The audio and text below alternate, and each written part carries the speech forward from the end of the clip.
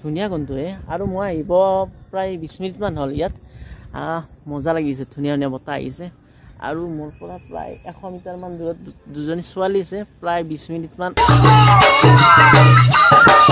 Hello friends, welcome back to my YouTube channel Himanshu Vlog. প্ৰথমতে আপোনালোক সকলোকে মোৰ ভিডিঅ' মই চাই থকাৰ বাবে বহুত ধন্যবাদ। বহি প্ৰেছৰ কাম কৰিছিলো এতিয়াই শেষ হ'ল তো বন্ধ কৰি দিলো আৰু চাওক এনেকৈ বহি থাকোতে পেট ওলাই গৈছে। এটো অকল মোৰে সমস্যা নহয় বহি থাকোতে যে পেট ওলাই গৈছে এইটো বহুত মানুহৰ লগত হৈ আছে কাৰণ এনেকৈ খাই বই যদি বহি থকা যায় পেটটো ওলাই যায়। এতিয়া কথাটো হ'ল এনেকৈ বহি থাকিলে পেটটো কি ওলাই যায় আমি বেছিকৈ খাও নেকি আৰু যদি আমি খোৱা বাদ দি দিও আমাৰ পেটটো কমি যাব নেকি নহয় এইটো কেতিয়াও নহয় ইয়াৰ মেইন কাৰণ হল আমি যিখিনি খাও সেইখিনি বস্তু আমি খৰচ নকৰো মানে উদাহৰণস্বৰূপে চাব যদি আমাৰ বেংক একাউণ্ট এটা পইচা থৈ থাকো সেইটো ভৰ্তি যাব যদি সেইটো পইচা নলাও তো তেনেকুৱাই আমাৰ শৰীৰটো যদি আমি খাই থাকো খোৱাৰ ফলত আমি কেলৰি পাওঁ আৰু এই কেলৰিসমূহ যদি আমি বাৰ্ণ নকৰো মানে কেলৰিসমূহ যদি আমি উলিয়াই নিদিওঁ তেতিয়া আমাৰ পেটটোত যায় ফেট জমা হয় বেছিকৈ পেটটোতে অকল আৰম্ভ হয় আৰু জাগায় চাৰিওফালে আৰম্ভ হয় ফেট জমা হোৱা কিন্তু প্ৰধান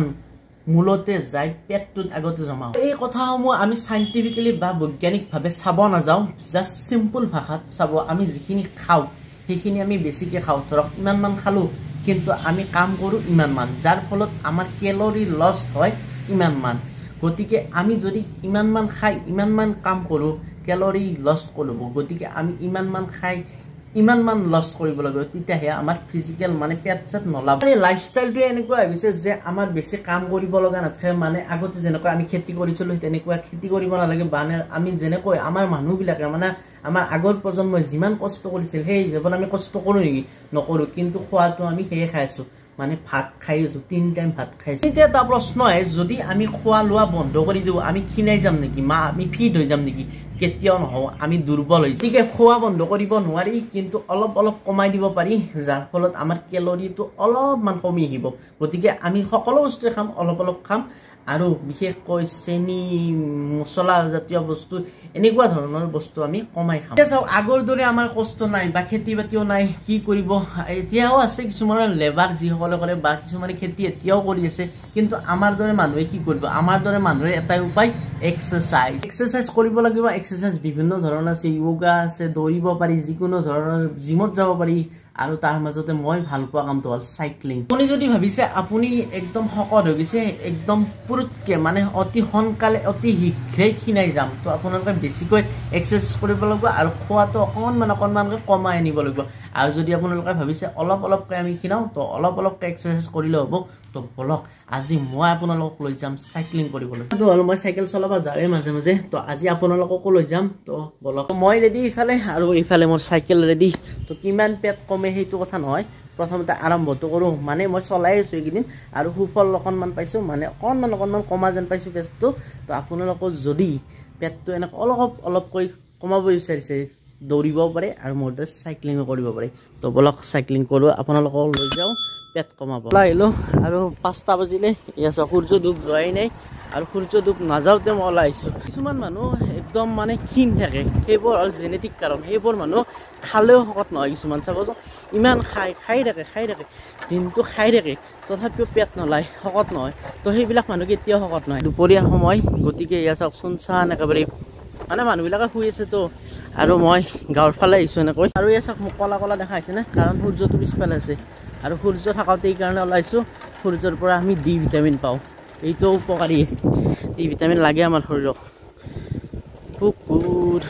বহুতে হয়তো ভাবিব যে এদিনত এনেকৈ চাইকেল চলে কিমান ফেট কমিব এদিনত নকমে লাহে কমিব কিন্তু খাব কমকৈ লাগিব তেতিয়াহে আৰু গাঁৱৰ ফালে এইকাৰণে আহিছোঁ গাঁৱৰ ফালে চাইকেল চলাব ভাল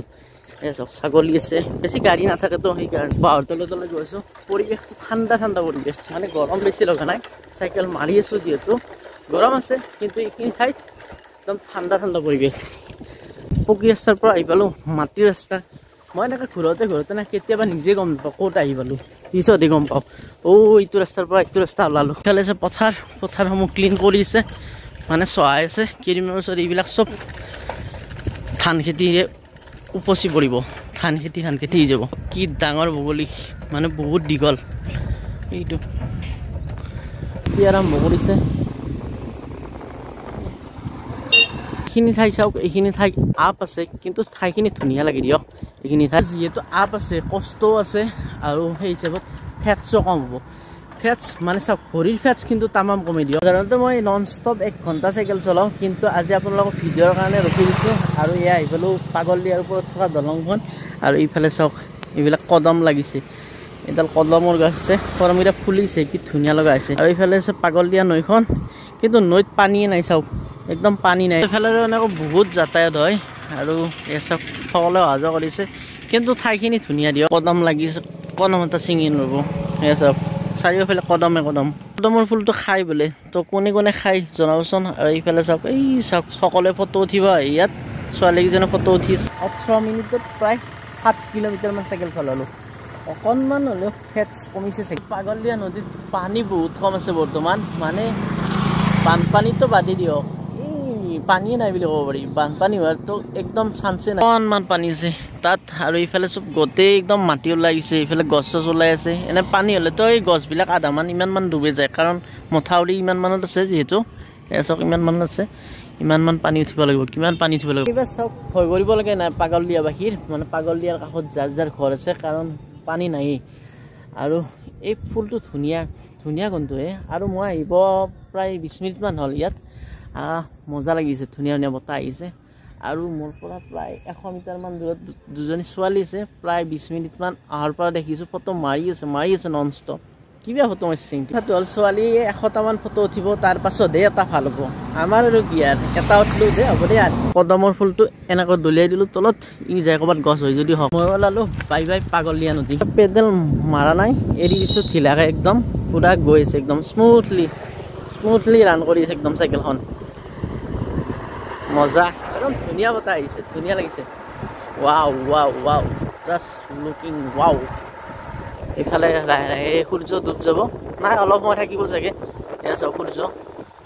এইফালে চাওক চাইকেলে কি স্পীড লৈছে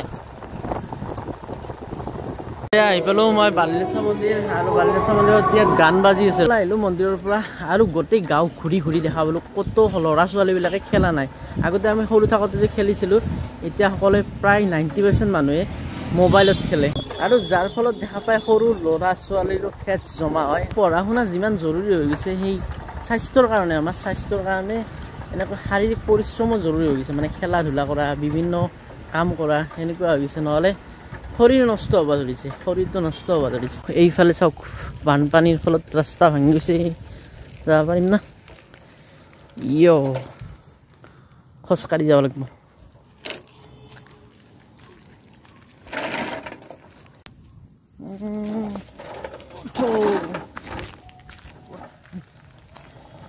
পানী এইখিনিতে পানী নহয় আগৰ ফালেও পানী আছে মানে গোটেই ৰাস্তাটো এনেকুৱাই কলা কলা পানী এনেকৈ আহি পেলো অন্য এখন খেতি পথাৰত তো দেখা পালে আপোনালোকে মই চাইকেল চলালোঁ এনেকৈ এদিনতে ফেটছ বাৰ্ণ কৰা সহজ নহয় গতিকে মই চাইকেল চলাই থাকিব লাগিব তেতিয়াহে অকণমান কমিব আৰু যদি মই ভাবোঁ বেছিকৈ ফেটছ বাৰ্ণ কৰিব লাগে তেতিয়াহ'লে মই দৌৰিব লাগিব নহবা বেলেগ এক্সাৰচাইজ কৰিব লাগিব ধুনীয়াকৈ খেতি আৰম্ভ হৈ গৈছে মানে কেইদিনৰ পাছত ভাল লগা হ'ব যেতিয়া গোটেই পথাৰখন ৰোৱা হৈ যায় মানে চাৰিওফালে ধান হৈ যাব তো ধুনীয়া লগা হ'ব সেউজীয়া হৈ যাব মানে কথাটো চাওক যদি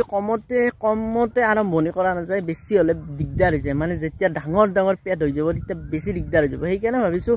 সৰু পেট থাকোঁতে অলপকৈ আৰম্ভ কৰা যাওক সূৰ্যটো অস্ত যাব আৰু চাওক কি ধুনীয়া লগা হৈছে তো ইমান একো ডাঙৰ ভিডিঅ' নহয় চিম্পুল এটা ভিডিঅ' মই কেনেকৈ মানে আৰম্ভ কৰিলোঁ আপোনাৰ যি জাৰ্ণিটো দেখুৱালোঁ মোৰ ফেটছ বাৰ্ণ কৰা মানে মোৰ ফেটছ বাৰ্ণ কৰা জাৰ্ণিটো আপোনালোকক আৰম্ভণিটো দেখুৱালোঁ তো কিমান পাৰোঁ চাওঁ কিমান সম্ভৱ হয় এইটো ভিডিঅ'ত বেছি একো নাই জাষ্ট চিম্পুল ভিডিঅ' এনেকৈ অকণমান খোজকাঢ়িছোঁ ভাল লাগিছে ধুনীয়া বতাহ আহিছে আৰু যদি আপোনালোকে ভিডিঅ'টো চাই ভাল পাইছে লাইক কৰিব আৰু যিসকলে চেনেলটো ছাবস্ক্ৰাইব কৰিব তো আৰম্ভণি এটা আছিল যে ফেটছ বাৰ্ণ কেনেকৈ কৰি তো